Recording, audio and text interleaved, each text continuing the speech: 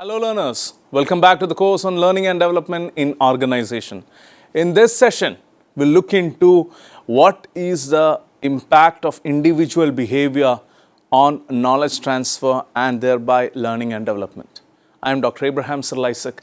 I'm an assistant professor at the School of Business, Indian Institute of Technology, Guwahati. Now, when you look into knowledge management, in the previous session, if you have gone through that, we have categorically underscored the relevance of knowledge management.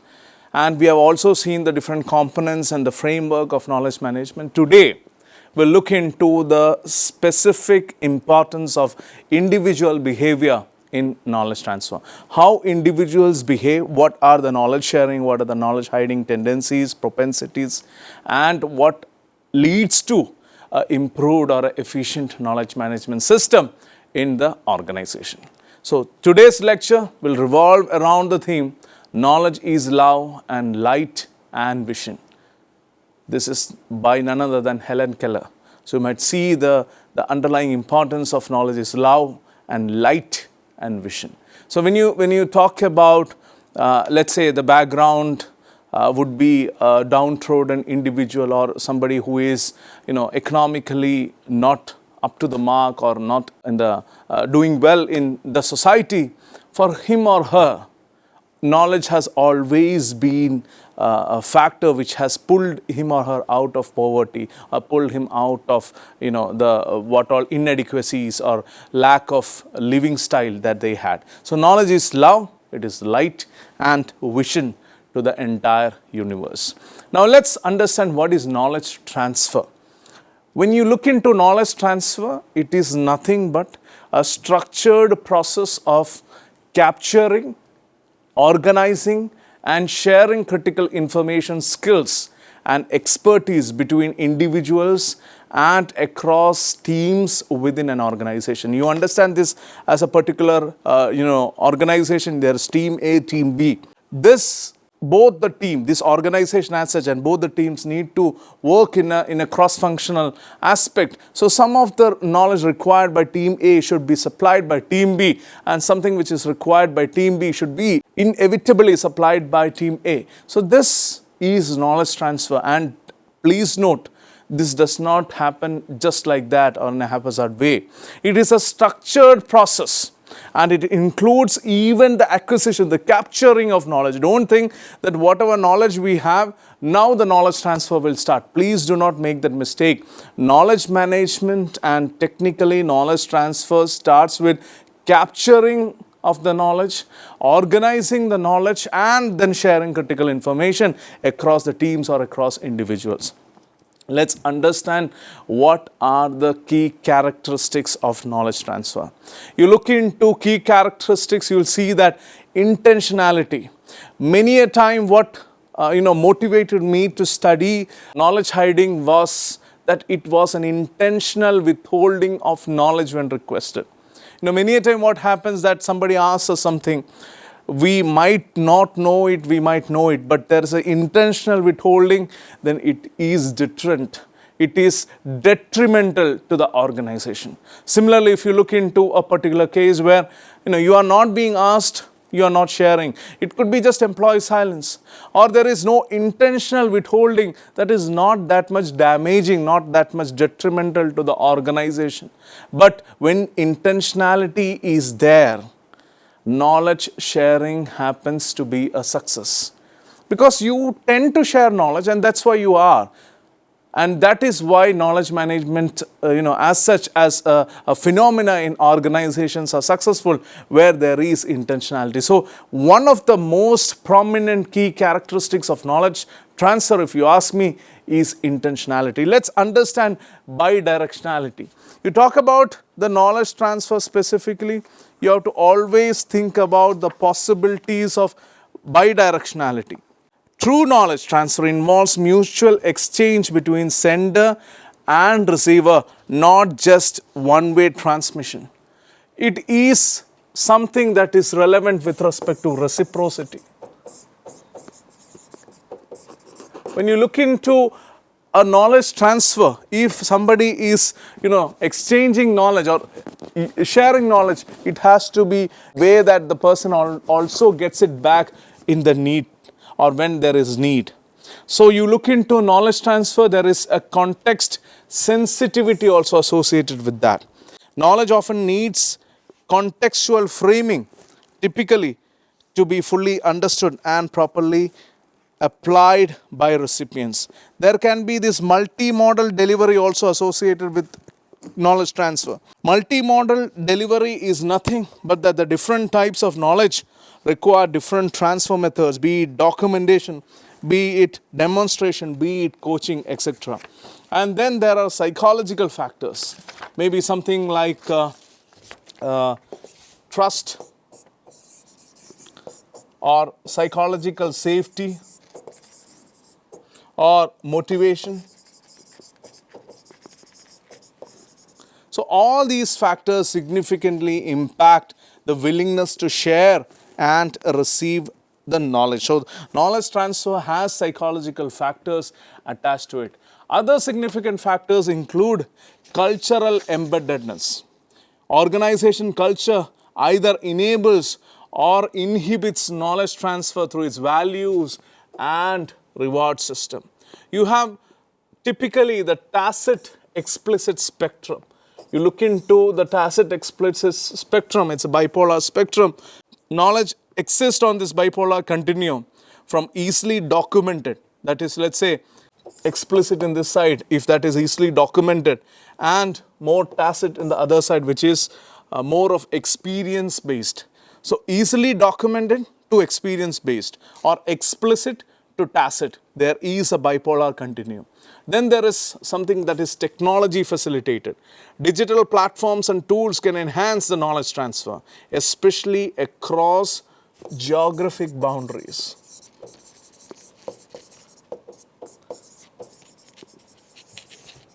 This is significant, especially in today's workplace. You also look into time dependency. Some knowledge transfer happens quickly, while complex expertise may require extended periods of apprenticeship or training. There can be a measurable impact. Effective knowledge transfer results in observable improvements in recipient performance or capabilities typically. There might be the possibilities of adaptability. Knowledge often requires the adaptation rather than direct replication when applied to new context. There might be knowledge preservation. You look into successful transfer, it ensures critical organizational knowledge survives beyond individual tenure. There might be social processes. Knowledge transfer, if you ask me, is fundamentally a social activity that depends on relationships and interactions. Whatever said and done, if there are no proper relationship intelligence or no proper interactions, I feel that as a social process, the knowledge transfer will inevitably fail. You also have a continuous nature in case of this knowledge transfer. Rather than being a one-time event, effective transfer, knowledge transfer, often requires ongoing reinforcement and refinement. There might be the possibility of value creation. The ultimate purpose of knowledge transfer is to create new value through improved capabilities and innovation. Now let's look into the behavioral factors affecting knowledge transfer. The first and the foremost one is trust and psychological safety. You look into the trust and psychological safety, I will very well say that knowledge sharing requires vulnerability, admitting what you don't know. That is also a part of critical aspect concerning knowledge transfer. Fear of judgment inhibits asking questions or sharing the partial information. And many a time you see that high trust environment, high trust environments see dramatically higher knowledge transfer rates. And psychological safety.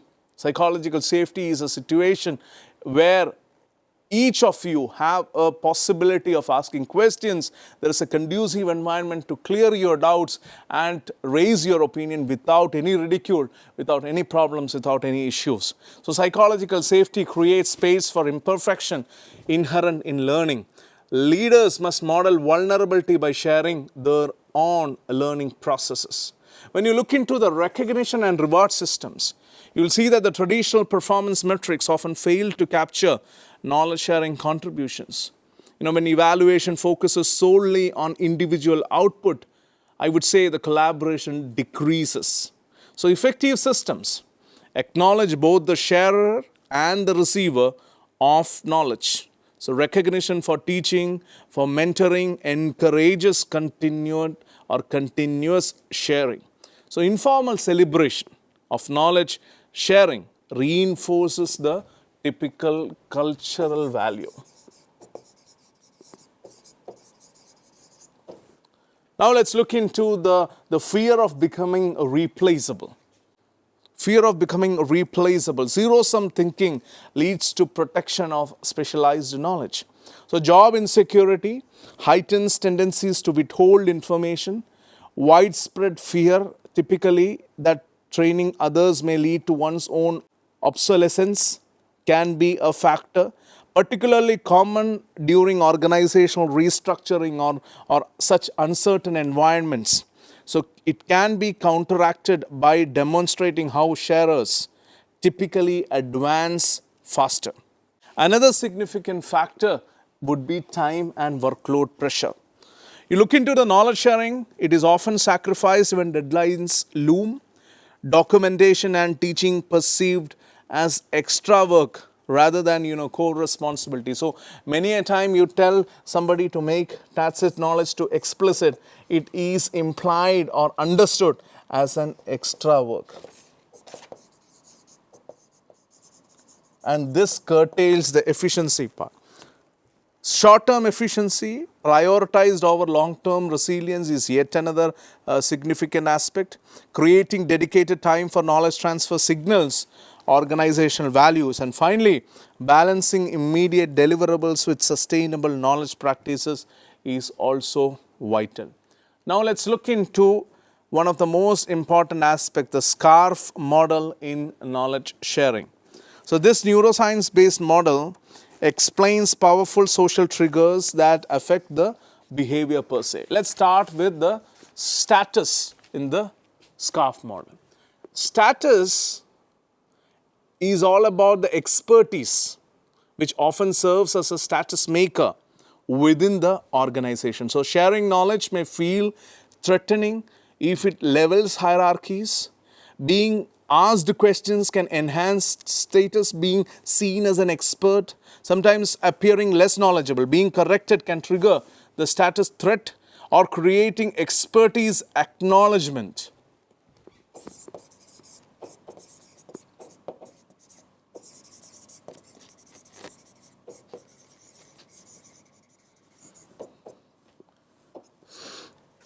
Expertise acknowledgement while encouraging sharing.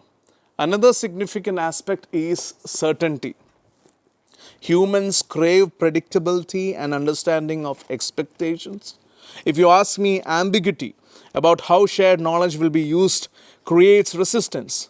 Uncertainty about one's knowledge, one's own understanding leads to reluctance to share. Clear frameworks for knowledge sharing increases the participation. Establishing norms around attribution and credit reduces uncertainty. You look into the SCARF model, it will also have autonomy. Mandated knowledge sharing often meets resistance. Please note that. Choice in what, when, and how to share increases actually willingness. So self-directed knowledge sharing feels less threatening. Control over one's expertise or their boundaries supports the knowledge sharing. And finally, if you ask me, balancing organizational needs with individual agency is also vital when it comes to autonomy. With respect to the relatedness, ladies and gentlemen, boys and girls, you see that social connection facilitates knowledge transfer.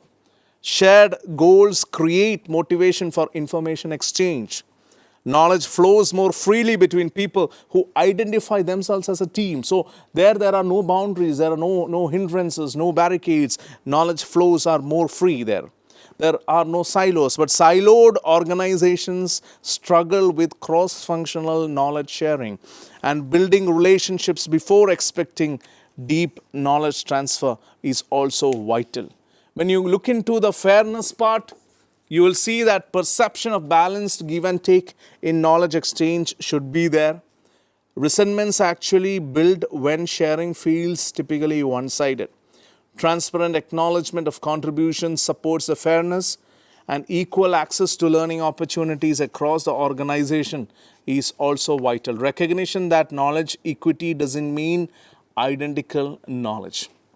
Now let's look into the different types of knowledge. We have the explicit knowledge transfer and we have the tacit knowledge transfer. So each with respect to specific knowledge, for explicit we have the explicit knowledge transfer, for tacit we have the tacit knowledge transfer. Let's understand this each of one in a deeper sense. But before that, please do understand that it is vital. I have tried to emphasize the importance and relevance of explicit knowledge and tacit knowledge in previous sessions, but please note, explicit knowledge are codified. They are existing us to see, observe and learn from that. But many a time tacit knowledge is implicit. If you look into or go through the papers of Nonaka and Takuchi, you'll see that even when you are making bread, a slightest twist, if it is not observed correctly, might affect the tenderness or might affect the softness of the bread. So the texture of a product that you are making might be even affected by micro expression or a micro behavioral pattern. That is the relevance of tacit knowledge. If that is not shared, that is not made explicit, that is not codified, the coming generations might fail to see that. I have categorically established this. In organizations, you create a vacuum, you create a void, you tend to rob away the institutional memory, otherwise which will be typical for the organizations to catch on to seize on to. You are training an organization, individuals or employees within an organization. You are giving them a lot of training prospects. You are making them learn, making them develop within the hierarchy they are coming up. All of a sudden they are moving out without sharing their experiences or without putting anything explicitly codifying it, then it might certainly affect the entire knowledge protocols within the organization. A new individual coming into the organization might feel that there is a clear vacuum. From where should I start? That particular notion will take a lot of time for him or her to develop over the years to come up to the level where this particular individual just left. So it's always make it mandatory within your organization to have a well-designed knowledge management portal. Let there be no tacit knowledge business. Let all the tacit knowledge be converted to explicit knowledge. So this is what every single organizations may require. Now let's look into the types of knowledge transfer. Specifically from explicit knowledge point of view, we have explicit knowledge transfer. How it is done, we'll look into that now. Documented processes and procedures are the first way to go about it. You look into the documentation, you see that there can be step-by-step instructions for completing the specific task. There can be written workflows with defined inputs and outputs. Process maps showing decision points and task sequences might be there. Or technical specifications and requirements documents can be there. So these are all different aspects of documented processes and procedures. There could be troubleshooting guides and known issue resolutions, FAQs. All these are documented processes and procedures. Let's take an example. New employee onboarding checklists or equipment operation manuals. Classic cases of documented processes and procedures. Now let's look into the SOPs. You must have already heard about this standard operating procedures. They are formalized, approved methods for executing routine operations. Let's take an example. You are working on a greenfield project. You take up some SOPs, standard operating procedures, which are approved methods for executing some of the routine operations. Regulatory compliance protocols and requirements, they are also part of SOPs. Quality assurance standards and verification procedures are also SOPs. Safety protocols or Emergency response procedures, ERPs, they are also SOPs. Role-specific responsibilities and handoffs between teams also exist and become part of SOPs. An example could be, let's say, customer complaint handling process or month-end financial closing procedures. All these are part of or typically are components of SOPs. Now, digital repositories and knowledge bases are yet another explicit knowledge transfer mechanism. You look into some of the organizations, they have centralized information systems for storing organization knowledge. There are some searchable databases of past projects, decisions and outcomes. There are some FAQ collections addressing common questions and challenges. There are some document management systems typically with version control, and sometimes there are some wikis and collaborative documentation platforms also associated. Some examples could be internal knowledge wikis or customer support knowledge bases, project archives, etc. Then we come to the tacit knowledge transfer.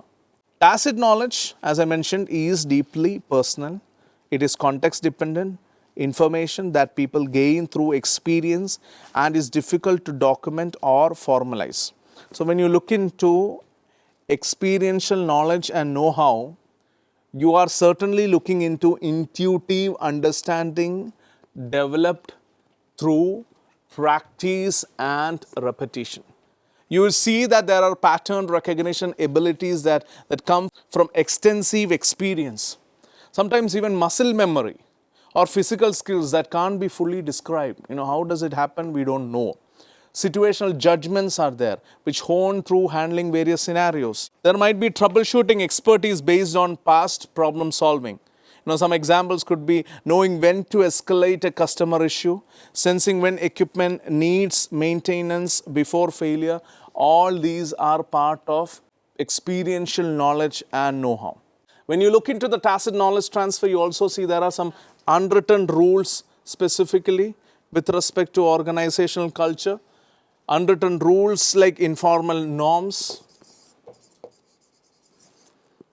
governing how work really gets done, unstated expectations about communication and collaboration, cultural values that influence the decision-making priorities. Sometimes power dynamics and influence networks are there. Historically informed context behind formal policies. So the examples would be understanding which stakeholders to consult before making changes, knowing the best timing for proposing new initiatives. You look into the context-specific insights and decision-making approaches, you see nuanced understanding of when to apply which framework. When to apply which framework becomes critical. Judgments about which factors matter most in complex situations. Adaptive expertise that typically adjust standard approaches to fit unique circumstances. That could also be another aspect. There are also mental models used to assess unfamiliar situations or heuristics and shortcuts developed through experience. Some of the examples could be sensing which approach will work with a particular client, knowing when to make expectations or exceptions to standard procedures. This also is vital. Now let's quickly look into the challenge of knowledge transfer. The fundamental challenge, if you ask me, in organizational knowledge management is that explicit knowledge transfers relatively easily but represents only a small portion of valuable organizational knowledge, let's say 10 to 20%. They are only part of the knowledge transfer. The majority of truly valuable knowledge is tacit, and it requires different approaches, be it like the explicit knowledge can be transformed through documentation and formal systems, or even like tacit knowledge primarily transfers through observation, practice, or storytelling and personal interaction, etc. You look into the implications for organizations, you will see that there is an underinvestment in transferring tacit knowledge. Organizations often focus heavily on capturing explicit knowledge while underinvesting in the transfer of tacit knowledge. So this typically leads to strong processes but weak execution due to missing context. There will be difficulty maintaining quality during the staff transitions. There might be problems reinventing solutions to previously solved problems. There might be over-reliance on key individuals who hold critical tacit knowledge. Challenges scaling successful approaches across the organization. So the most effective knowledge management strategies acknowledges both types and create appropriate mechanisms for transferring each rather than trying to convert all the knowledge into explicit documentation. So when you look into the knowledge transfer specifically, please do understand, my research in knowledge hiding has taught me one thing, that many a time you look into knowledge. This point I've already made in one of the previous sessions. Most of the empirical research that has happened, 95% if I want to quantify, has happened in knowledge sharing. But till now, knowledge management has not been a great success. When you look into the factor of knowledge sharing, there is a equal and diametrically opposite construct called knowledge hiding, and this is where the intentionality comes into picture. This is where the tacit nature of knowledge comes into picture. Many a time, most of the knowledge is not codified, not available. Had it been available, had it been there, an employee could have just, gone there or, logged on to that portal and retrieved that. But many a time the knowledge is tacit and employees show a resistance to make it explicit. So this is what the constraint is. We have mentioned that with respect to a bipolar continuum, but this is specifically the challenge. How to actually make available all the tacit knowledge into an explicit form. This is what knowledge management, Sherpas and knowledge management, evangelists generally face trouble in. Please note that an organization to succeed needs to have proper knowledge management system, and that knowledge management system will only come if most of the tacit knowledge, whatever experience, whatever factors that employees have learned over the years are codified and put into a knowledge management portal, and that is accessible to each and every one in the organization. Thank you for listening to me patiently. See you with more details of learning and development in the next class. Till then, take care. Bye-bye.